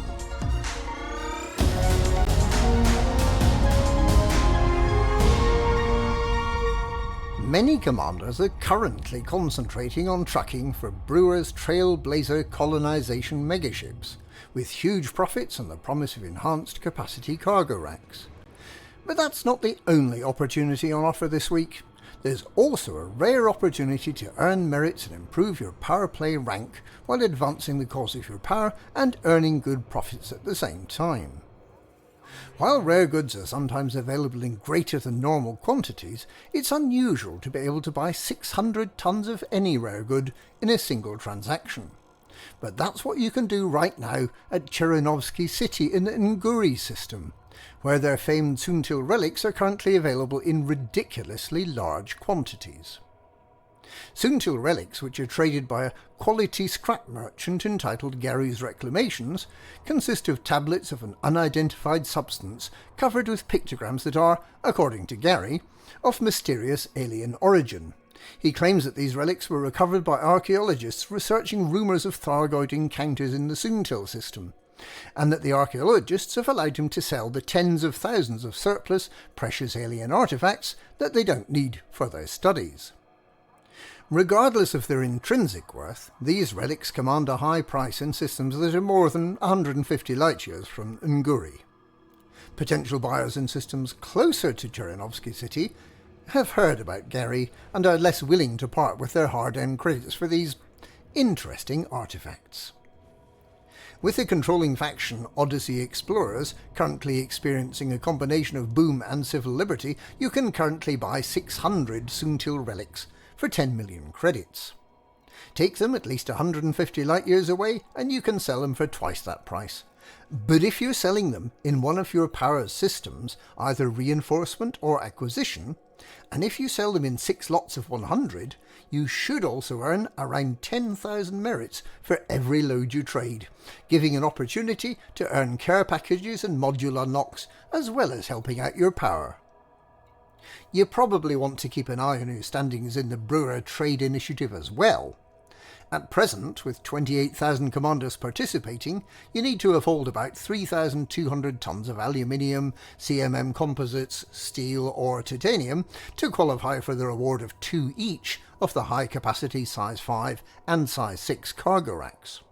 But with nearly 3 more weeks to go, there's plenty of time to secure your standing before the end of the initiative and the expected release of squadron carriers in late August.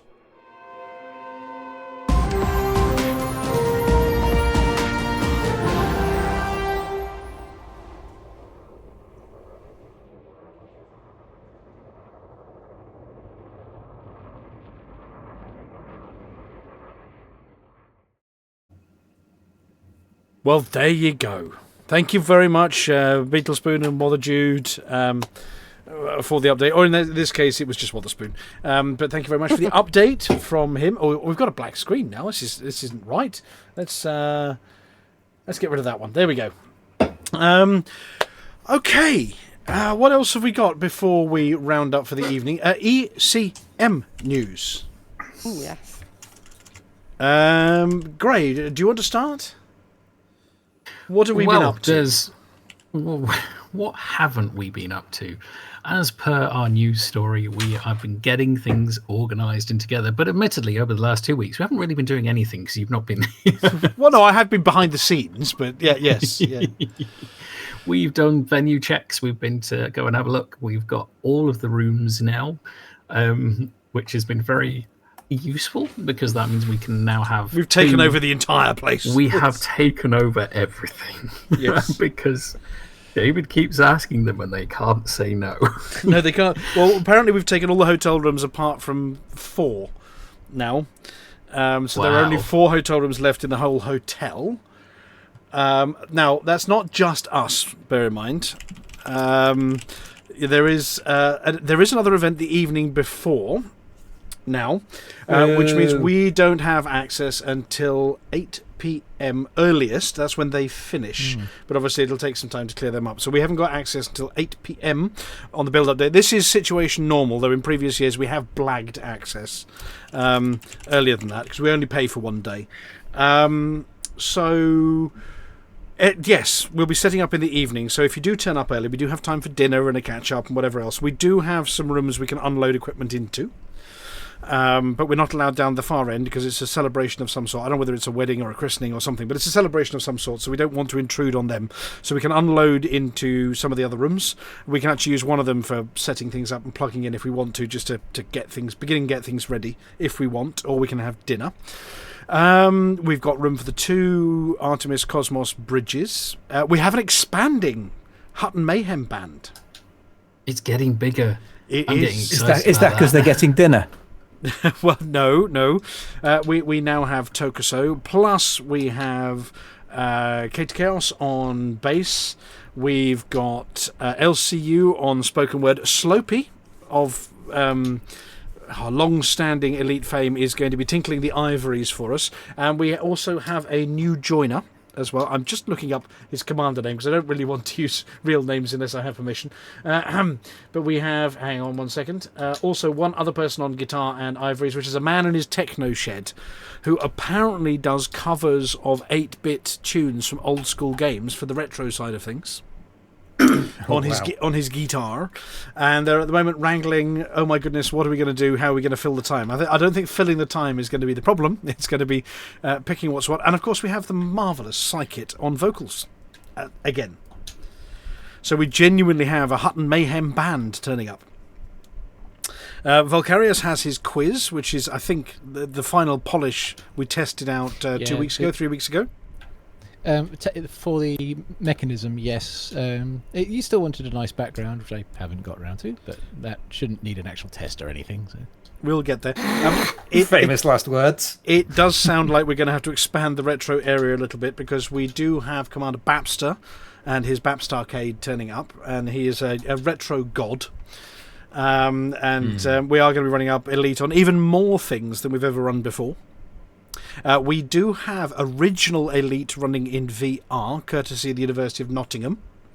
And some final year students there have done a project to recreate the original Elite, but make it work in VR. So they have managed to do that, and they're going to be presenting from the stage their code and their project, and then letting us have a go at the original Wireframe Elite in VR, which is cool. We're sorting out the food's all sorted. We've got the racing being sorted. So I think we're 5 or 6 simulator rigs now. We do have a simulator rig, a static one, not a moving one, with Elite in VR as well, courtesy of a couple of commanders. And we've got all sorts.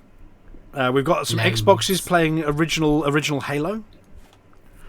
We've got a bunch of arcades. All the arcades are now moving to the bar. So we've got, in the bar, we've got Mario Kart, and we've got PlayStation 1s and 2s, and all sorts of stuff in the bar. And we're at the moment looking to do our virtual page again. And she's actually going to be joining us for a drink in the bar via the modern technology that Litho glues together. So Paige will have her own presence in the bar, where she's going to be yelling, "Fight me!" and putting up gang beasts and challenging people to a fight over a pint. And other party games. And we currently have 182 people joining us. It's a lot of people. Is that the most we've ever had? That's the most we've ever had at an ECM, yes. That's a lot of people. That's a lot of people. Which is why we've got all the rooms. And Vulkarius is running up his VR special in his own room. He's got his own room next to the bar as well. Well, you've been up after you weren't allowed to do the other thing. Well, yes. So you've updated your Beat Saber map. So we're doing a Beat Saber challenge, I think, on one of your maps that you've done for us. Yeah. Well, I haven't released Dreams of Mandalay yet, but that was the plan earlier. But then since, I made a thing which I may have sent you earlier, so some people might want to try that remake of a thing which had a mug in it. Yes, we do have a big screen at the end of the room, by the way, in that room as well. So if we wanted to visualise what people are doing, we do have the big screen. That might, yeah. So my if it's got like an HDMI port or something, that would be better. Yeah, that would be better than you. So I've got the projector. That was my thought. But if there's a big screen, no, we've got a giant 50-inch telly on one end of the room. If that helps. It very likely will do. We'll try it out on the day before, I'm sure. Fantastic. Other than that, we are going to be doing Hutton Orbital from the stage as well. So this very show will be broadcasting from the stage. We are expecting to have a virtual Amelia. Yes, hopefully. Hopefully. Yeah, we still haven't figured out how we're going to do it yet. So. Oh, that's easy. Litho's got that licked, haven't you? Maybe. I'm trying to remember what we did last year. Yeah, So, like I said, hopefully. Yeah. I'm guessing, is it a shopping cart with a monitor on it? Well, no, on the main viewer, on 2 main viewers and in the bar, we can triple cast you, Amelia. Ooh, fancy. Yeah, I don't know if you've ever been triple casted before, but I understand that it's very I have fun. never. It sounds exciting. Yes. We do have some of the team from Frontier turning up. We've got the best ones. We've got the devs. We haven't got the community team because they don't want to play. We've got the developers coming along. They just crave human company. They do, yes. So we will be buying the developers a beer. So I believe it is Dav and Dom and Roger coming once again. Way. And joining in, obviously Dav, who runs the entire galaxy. He's the one in the lab coat. Yep. Mm-hmm. So we're going to have was it Dav's corner and no, it's Dom's corner and Dav's home. Dom's corner. Yeah. And I don't know whether Roger's got one yet, but we need to find out. We are going to be cutting off any food orders. So at the moment you can buy your ticket to come, which is all of £12.50, which covers the costs, and any surplus goes to charity. And we've got 2 options for having lunch with us or lunch and dinner with us. Those will be unavailable come next Tuesday evening, because we actually have to pay chef and organise the menus and things. So if anybody hasn't booked yet and you do want to come and meet loads of other commanders and join for food, book it before Tuesday. If you're just turning up and want to get your own food in the bar, then you can still get tickets. We have a little bit of room, but we may be cutting the tickets off as well. We'll see. It's a bit squeezy. Are there any other questions? What have I forgotten? Are we going to have a virtual apology officer? That's one I was going to ask. If I can, yeah. I mean, I'm up for it. Again, that's, it depends on whether you can get the hostess trolley to put the telly on to. Yes. We'll have to get the two of you fighting with Paige, so it's all 4-player when we got somebody in the room. Yeah, and we can do things like be on the big screen above you, just glaring at you. Do you remember the Big Brother movie when he just glared at the screen at everybody? We could do that. That sounds like fun. Yeah. Just following people as you walk across the room. We do have the return of Commander Palantir on the stage. We will be also joined by Michael, who did that audio for us earlier. Yes. So we do have a full stage as well. And apparently the apology officer should apologise for not showing up in person. Well, no, the apology officer will be there in person, virtually. Was that apologise? I think Inner Bushman means apologise for Inner Bushman not showing up in person. No, I think it means apologise for me not actually going to the event. Well, you're going to be there just virtually. It's inexcusable. I am really very, very sorry. Yes. Can you apologise for me too, please? And Amelia is heartbroken not to be able to go and is absolutely gutted. We apologise. Profusely. Yes. Well, not profusely, no, but we just apologise. We have a question from Commander Nimb. Has a menu been sent out? The menu is still in flux, but basically the lunch is much the same as usual. They originally wrote it down as a working lunch, and I said, look, if we have little wraps and crusty sandwiches, that's not good enough. So go away and get us loads of those things that Gray and I tried, and we'll be happy. So Chef has been sent away with a budget to not do curly sandwiches, but they're coming up with something. Keep it stodgy. Absolutely. And dinner is the usual barbecue fare. So it's going to be your big juicy burgers. It's going to be chicken on a stick. It's going to be jacket potatoes, especially for Little Grey. Because you liked the last one, didn't you? They were very good. Potatoes with evening jackets on, little dicky bows. It's going to be corns on the cobs. It's going to be coleslaws and salads and what you had last time. Lots of meat. Yes. We are negotiating about whether they'll let us have it outside and food service outside if the weather is good.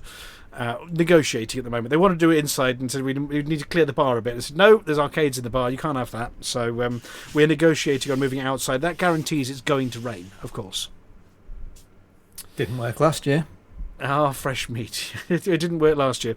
Other than that, if anybody's got any questions. Now, we had a few questions about, but you've not sent me a ticket. As it says when you book, if your name is down and you've paid, you're coming in. You turn up and you say, "Hi, it's me," and give your name and collect your badge. We will be sending out some joining instructions in about a week's time, which are like where on earth are you going and general rules and regs for the day. But yes, you'll be sent a JI email. If you don't get it, don't worry. We'll publish a link to it also in the Discord. If you have any allergies you've not told us about, please do tell us before Wednesday, because that's when I'm ordering the food as well. And we have got all of the intolerances and allergies and whatever listed, and they will be catering for you individually with your own special meal with your name on it, so that nobody else robs all of the gluten-free food like they did last time. Cough.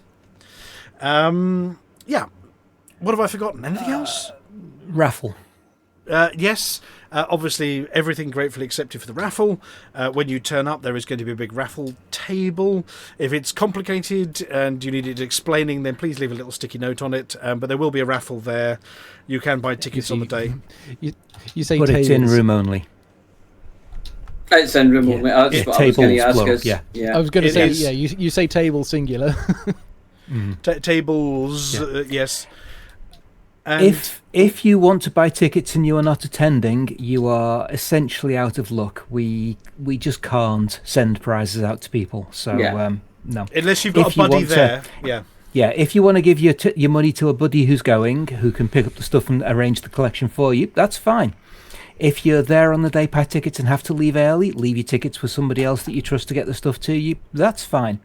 But if the tickets aren't yelled, "Yes, I've got it," at the time, then it gets redrawn. So sorry, someone else.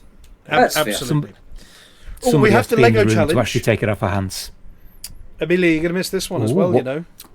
What are we building this year? A 9,313 brick Type 9.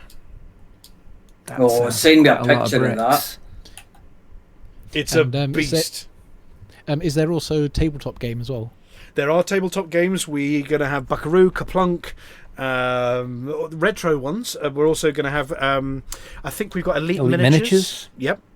They've been painting the models especially for Elite Miniatures. Beetlejuice is going to be doing some crafty things, as is Mr. Pitcher, who is going to be... there's Clay going lasering to be, things. Oh, is Mr. Pitcher there this year? Excellent. He is. Mr. Pitcher is going to be there this year. So there will be much crafty thing going on throughout the day.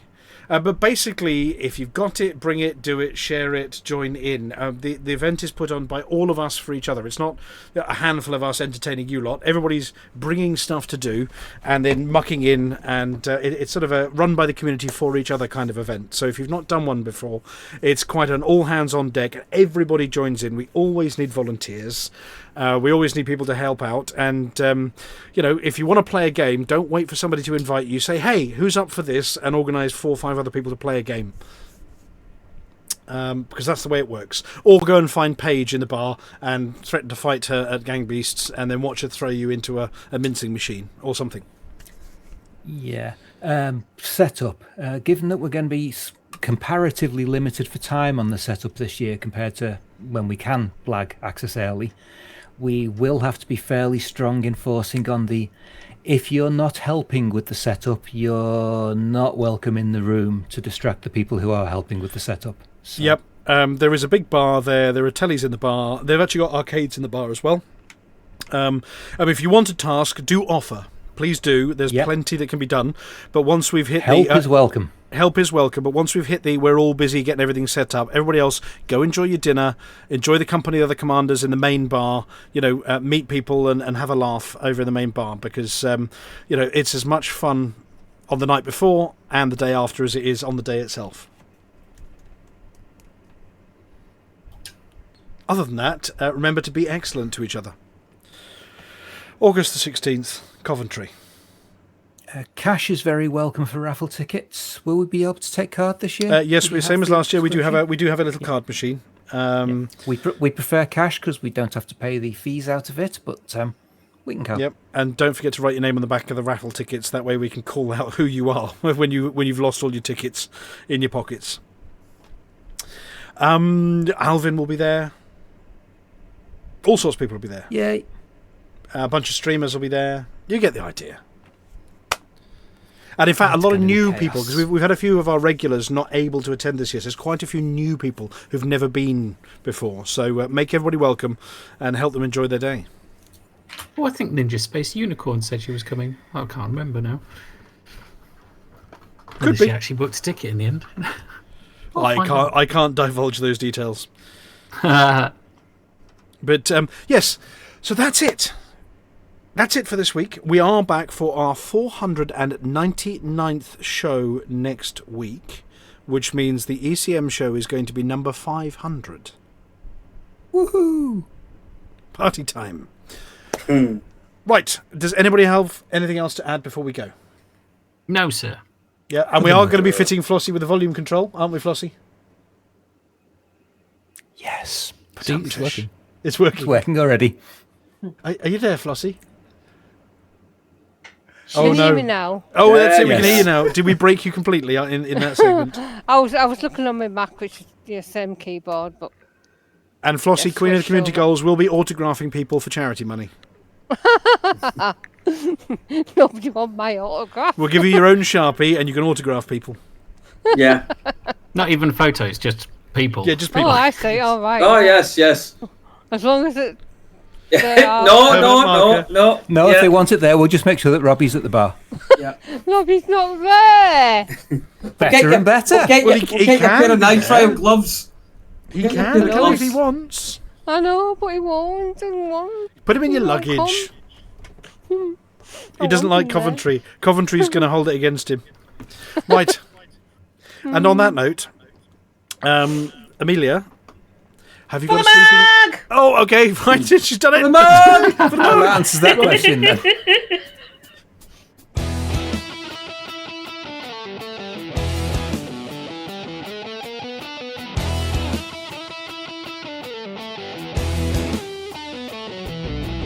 No journey too long and no cargo too small. The profit margins never really mattered at all. We're gonna take the cargo where it's needed today. Super cruising all across the Milky Way. We'll take anything, anytime, anywhere. Loading up the T-9s to the brim with grain. For the mug, yeah, you know just where we're coming from. For the mug. Now everybody sing the Hutton Trucker song. For the mug. Flossy always seems to crash into the sun. Swivel likes the pilot on the Xbox One. Alvin at the front, you know he leads us well. Trucking across the galaxy, now everybody yell. For the mug, yeah, you know just where we're coming from. For the mug, now everybody sing the Hutton Trucker song. For the mug, yeah, you know just where we're coming from. For the mug, now everybody sing the Hutton Trucker song.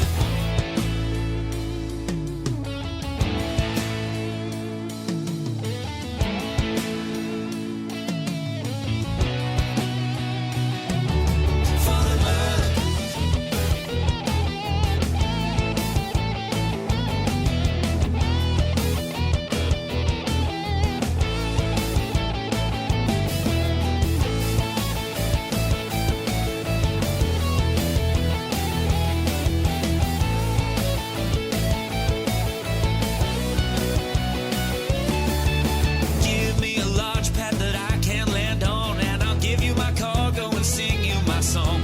No part 22 light years to go. Cruising to Hutton, whoa, whoa, whoa. No journey too long and no cargo too small. The profit margins never really mattered at all. We're gonna take the cargo where it's needed today. Super cruising all across the Milky Way. We'll take anything, anytime, anywhere. So shout it out loud like you don't even care. For the mug, yeah, you know just where we're coming from. For the mug, now everybody sing the Hutton Trucker song. For the mug,